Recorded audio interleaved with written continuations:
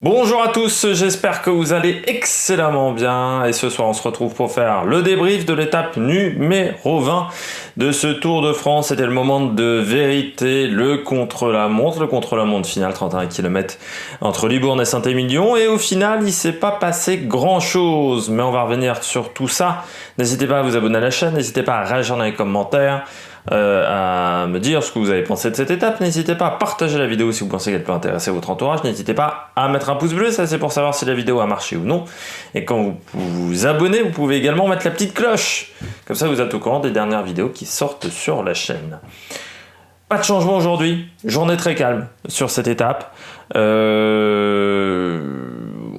n'y a pas eu en fait RAS, rien à signaler au niveau du top 10. Et il faut attendre la 20e place pour que Mollema, pour qu'il y ait un changement de position. C'est Mollema qui prend une place à Henao, et Henao est quand même dans un sale état. Il finit vraiment ce Tour de France fatigué et bien amoché. Mais sinon, il ne s'est pas passé grand-chose. C'est le problème d'un dernier contre-la-montre quand les écarts sont déjà énormes.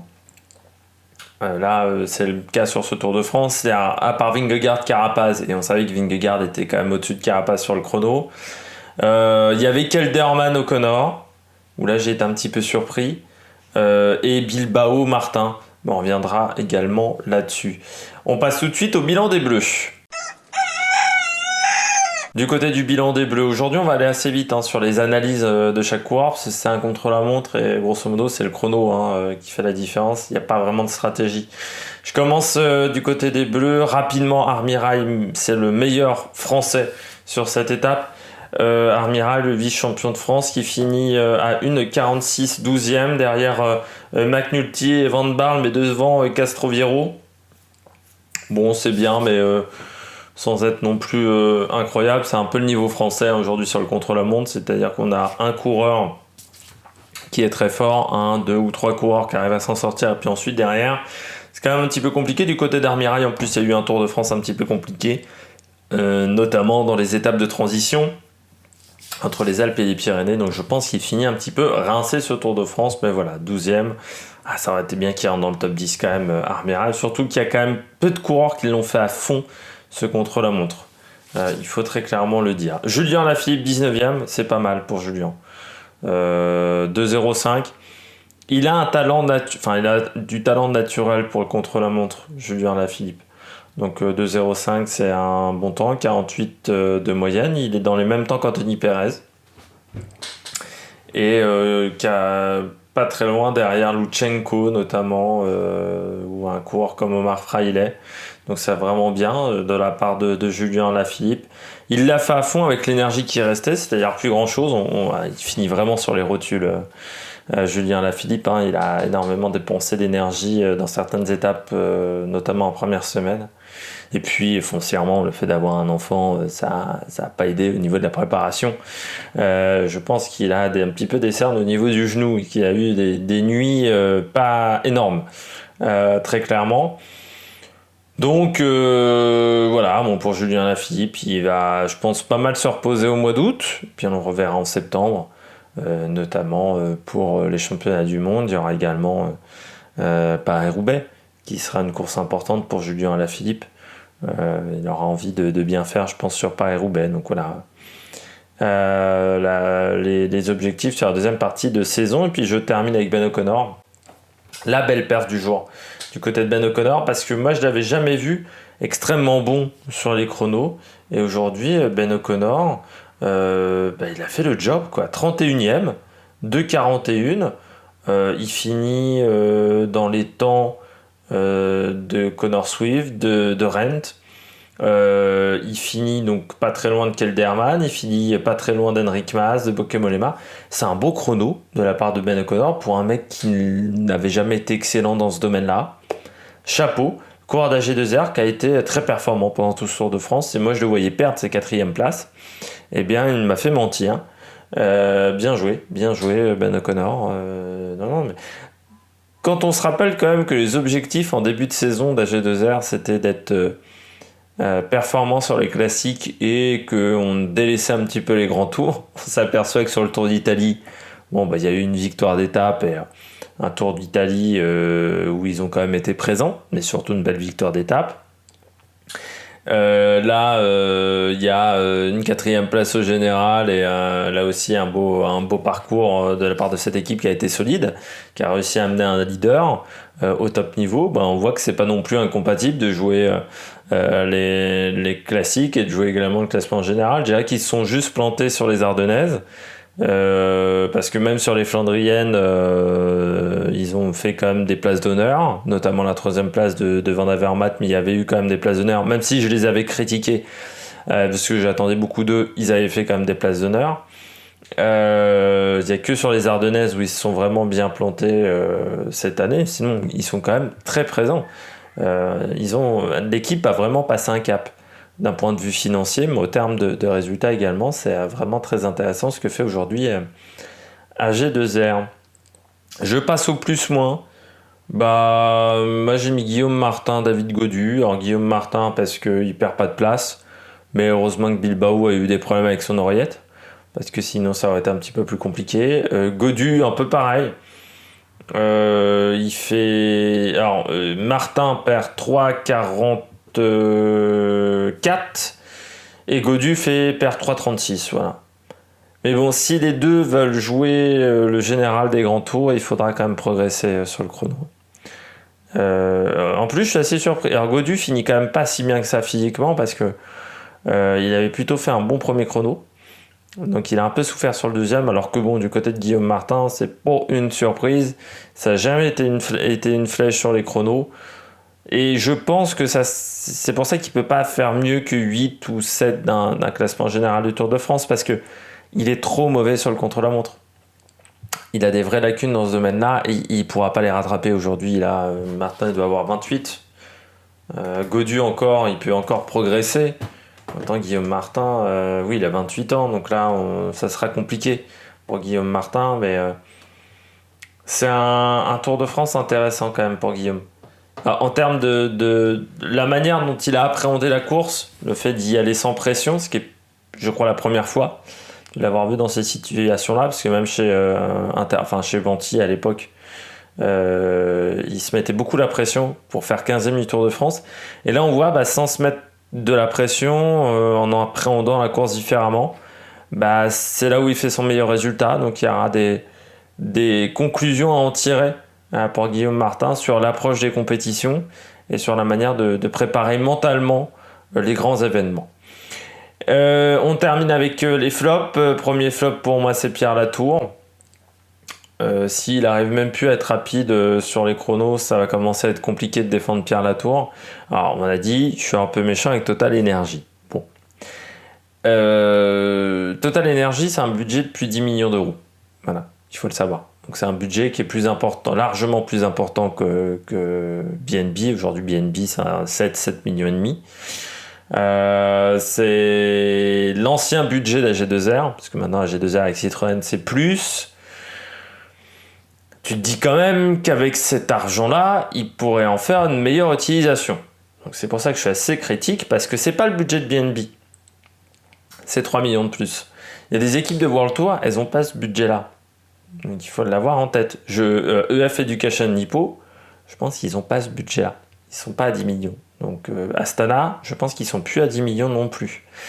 Donc il faut bien se mettre ça en tête aujourd'hui du côté de Total Energy, qu'ils ont des résultats d'une équipe milieu de catégorie Pro Team, et encore, Pro Series maintenant il faut appeler, et encore je suis gentil, avec un budget, avec certainement le 13e ou 14e budget de World Tour. Donc c'est énorme. Comme le fait de ne pas réussir à faire des résultats. Du côté de Pierre Latour, de 45, ça commence à être compliqué parce que c'est un mec quand même qui a été embauché par Jean-René Bernodeau. Il nous l'a vendu comme ça quand même l'année dernière. Hein. Le mec qui va nous aider à reprendre le top 10, à être dans le top 10 du général, du Tour de France. Bon, il va falloir m'expliquer comment Pierre Latour, en ne sachant pas descendre, en n'étant pas très bon en montagne, en étant donc plus très bon sur le contre-la-montre, en n'ayant pas le mental et l'âme d'un leader, va réussir à faire ça. Jean-René Bernodeau a peut-être la réponse. Moi, je me dis que ça va quand même être très, très, très compliqué. Et je pense qu'ils n'ont pas misé sur le bon cheval parce que quand Peut-être qu'en leader que David Delacruz, ça aurait peut-être été, de la partie, pardon, ils auraient peut-être réussi à faire un top 15 au moins. Avec Pierre Latour, bon, le top 15, il était très très loin. Mais peut-être que dans cette équipe, on va nous expliquer qu'on peut le faire, à la régulière. Et je termine avec Stephen Kung. C'est un Tour de France qui sera, je dirais qu'en termes de résultats, qui sera pas exceptionnel pour la Groupama. Et le chrono de Stephen Kung, parti trop fort. Je l'avais dit lors de la présentation, sur un contre-la-montre de 3e semaine, il faut faire attention. On peut parfois partir trop vite et souffrir en fin de parcours parce qu'on n'a plus les réserves, on va dire, physiques pour bien finir. Ça a été le cas pour Stephen Kung. Donc après, par contre, j'ai bien aimé son interview parce qu'il a assumé. Il a assumé son erreur. Ça montre un coureur très professionnel. Il est parti trop vite et sur un chrono comme ça, rectiligne, ça pardonne pas. Il faut être performant et c'est dommage parce que c'est un parcours qui lui convenait. Mais mauvaise gestion de l'effort et là, après, ça ne pardonne plus. Attaque de Marlou! On commence par les coureurs au top. Je commence avec Wout van Aert. Premier, aujourd'hui. Je l'avais pas mis parmi mes favoris. Je m'attendais... Est-ce qu'il se réserve pour demain, Wout van Aert, pour tout vous dire, et qu'il le fasse peut-être pas à 100%. C'était certainement une erreur de ma part. C'était une erreur de ma part même de ne pas le mettre parmi les favoris. Il a été bon, il a été très bon. Il est parti fort. Il est parti, il a été très régulier dans sa gestion de l'effort. Il a bien été régulier partout. Et ensuite, ça reste un bon coureur de contre-la-montre. T'es pas champion de Belgique du contre-la-montre sans avoir un moment des références dans d'autres compétitions. C'est les championnats de Belgique, ça fait partie des championnats nationaux les plus relevés. Donc je suis pas surpris que Van Aert soit bon sur le chrono, mais encore une fois, je m'attendais aujourd'hui à ce qu'il se réserve pour les Champs-Élysées. Et 51-500 de moyenne, parcours qui était intéressant pour lui. Et voilà, il a emmené des longs bouts droits avec un braquet tout le temps, le bon braquet. Il n'y a pas des moments où on se dit il emmène trop gros. Non, il avait toujours le braquet et puis ça avançait, ça allait vite, quoi. Puis il colle quand même 21 secondes à son adversaire sur 30 bornes. Donc ça fait c'est de faire 7 dixièmes, un truc comme ça par kilomètre. Ça commence à faire beaucoup. Il colle 32 secondes à Vingegaard, donc là c'est une seconde au kilo. McNulty est à 1,35, donc ça fait 3 secondes au kilomètre. McNulty, c'est quand même pas un branquignol non plus. Alors, il l'a peut-être pas fait à fond, il est peut-être plus très frais physiquement, McNulty, mais voilà. C'est un peu montrer le niveau de performance qu'a eu Van Aert sur ce chrono qui a été assez impressionnant. Je continue avec Asgreen. Alors Asgreen, là aussi, on est sur un coureur qui est toujours performant sur les chronos. Il l'a fait à fond. Il a très bien fini. Après, on sait que Asgreen, il a une très grande résistance à l'effort. Ça, c'est clair et net. Après, il lui en a pas manqué grand-chose. Je pense qu'il est parti un peu lentement. Mais c'est intéressant pour Asgreen parce que ça montre que sur des chronos type championnat du monde, il peut être très fort. Je sais pas s'il travaille énormément le contre-la-montre. Après, on sait que du côté de chez Specialized, ils ont toujours fait un gros travail au niveau du matériel notamment. Mais du côté d'Asgreen, on voit que sur la deuxième partie, il a fini fort, ce qui démontre déjà une bonne fraîcheur physique, mais surtout des très bonnes capacités sur les chronos très longs. Et je voulais voir, au championnat du monde, il avait fait 6ème. C'est bien ce que je me disais. Il avait sur des chronos longs, il a déjà fait des bons top 10. Deuxième des championnats d'Europe du contre-la-montre en 2019. Donc voilà, il avait fait 17ème par contre au championnat du monde en Grande-Bretagne. Pourtant le parcours était long, je crois me souvenir. C'était 54 km. Mais c'est un coureur qui est fait pour ce type de parcours. Voilà, avec des bonnes capacités de récupération. Et puis Asgreen, il se bonifie avec le temps. C'est assez exceptionnel ce coureur-là. Et puis je termine avec Vingegaard. qui est quand même la révélation de ce Tour de France. Troisième, 32 secondes, très bon chrono. On n'est pas surpris par rapport à ce qu'on avait vu sur toute la saison du côté de Vingegaard. 746 km de moyenne, ça a roulé fort. On s'aperçoit quand même que les Danois, ils ont quand même une génération assez exceptionnelle. Il y a Michael Berg également sur le chrono qui est fort. Mais ils ont quand même travaillé énormément. Et là, il y a des dizaines de coureurs qui arrivent du côté du Danemark, mais qui sont juste phénoménaux. Ils n'avaient pas encore vraiment de coureurs... ils avaient eu Fuglsang, mais qui jouait pas les podiums des grands tours.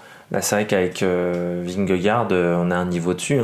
On peut se dire qu'avec un peu d'expérience, un peu de maturité, c'est un mec qui pourra jouer dans la cour des Roglic, des Guy Bernal. Parce qu'il est très très fort, on l'a vu. Et puis il a bien tenu sur les 3 semaines. Là, il montre qu'il finit avec beaucoup de fraîcheur. C'est le coureur de grand tour le coureur du top 10 qui finit le mieux classé. Donc, très fort de sa part. Je termine avec les bonnets d'âne. Il y a 2 bonnets d'âne aujourd'hui. Le premier, c'est Kelderman. Surpris. Il doit y avoir un problème avec le matériel pour Kelderman, parce que on ne devient pas mauvais sur le contre-la-montre juste en s'affinant. Je veux bien, il est sec. Cette année, c'est vrai que je l'ai rarement vu aussi maigre, mais sur le Giro, il n'avait pas 5 kilos en trop non plus. Il y a une énorme différence, je trouve, de performance au niveau chrono par rapport à l'année dernière, par rapport à ses chronos de l'année dernière. Là, aujourd'hui, il finit quand même à 2 minutes 20. Voilà. C'est beaucoup pour un coureur qui, normalement, a quand même des qualités de rouleur.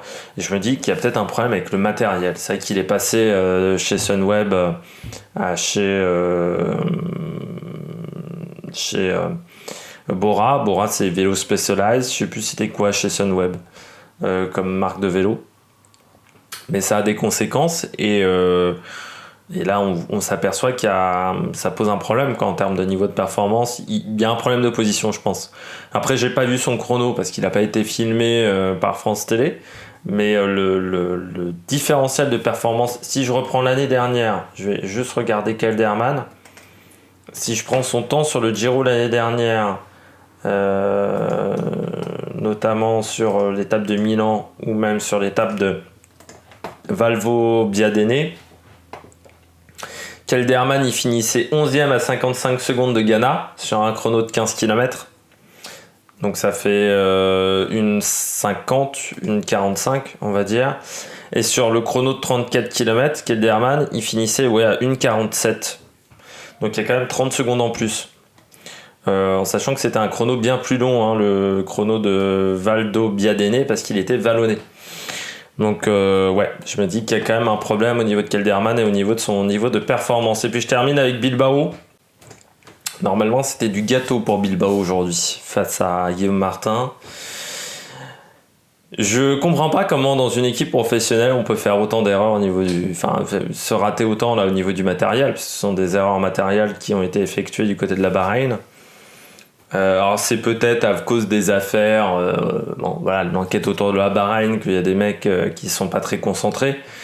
Mais bon, le coup de l'oreillette, on est quand même en 2021, l'oreillette c'est quelque chose de commun.